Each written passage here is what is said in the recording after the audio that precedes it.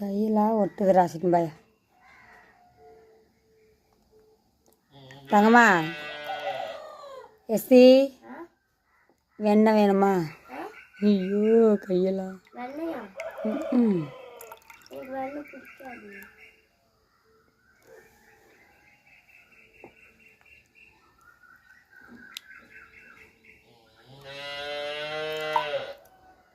5 மணிக்கு இதுக்கு மட்டும் பசி எடுத்துக்குது. 5 மணிக்கெல்லாம் கண்டுபிடிக்கு பசி எடுத்துக்குது. போய் பட்டு மேலே பிரச்சனை தண்ணி காமிங்க. தாத்தா ஒன்றும் வரலையா? எல்லாம் நைட்டே போட்டு விட்டேன். நான் நைட்லேயே போட்டுடுறேன்.